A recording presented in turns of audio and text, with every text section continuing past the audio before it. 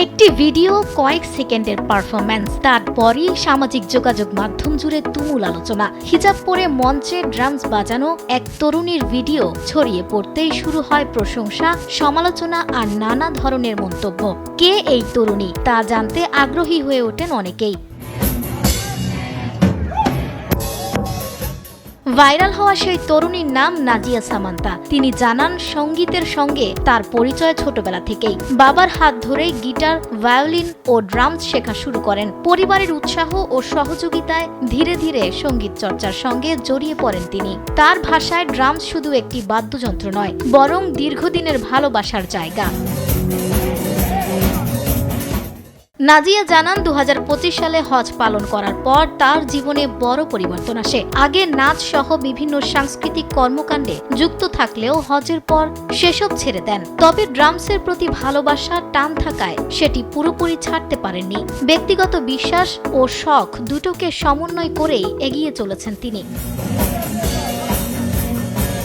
Viral হওয়ার ঘটনাটিও ছিল একেবারেই আকস্মিক। ভাইয়ের ব্র্যান্ড নবজাতের একটি অনুষ্ঠানে উপস্থিত ছিলেন নাজিয়া। সেখানে একজন শিক্ষক তাকে মঞ্চে উঠে ড্রামস বাজানোর অনুরোধ করেন। শুরুতে শুধু জ্যামিং করলেও পরে ব্র্যান্ডের সদস্যরা গান শুরু করলে তিনি স্বাভাবিকভাবেই বাজিয়ে যান। সেই মুহূর্তের ভিডিওই পরে সামাজিক যোগাযোগ মাধ্যমে ব্যাপকভাবে ছড়িয়ে পড়ে।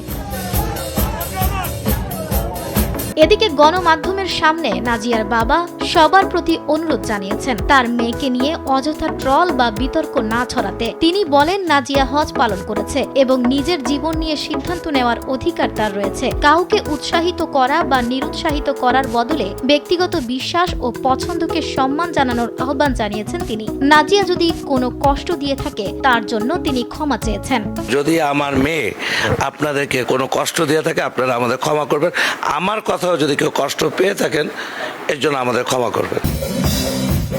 ভিডিও ভাইরাল হওয়ার পর যেমন প্রশংসা পেয়েছেন, তেমনি সমালোচনারও মুখে পড়েছেন নাজিয়া। বিশেষ করে হিজাব পরে ড্রামস বাজানো নিয়ে নানা ধরনের মন্তব্য ও ট্রলের শিকার হতে হয়েছে তাকে। আমি যদি বলি যে কালকে থেকে তুমি ড্রামস ধরবে না, ও ধরবে না, কিন্তু কারো মনে আঘাত দিয়ে কোনো কাজ করা উচিত না। নিউজ ডেস্ক, দেশ টিভি।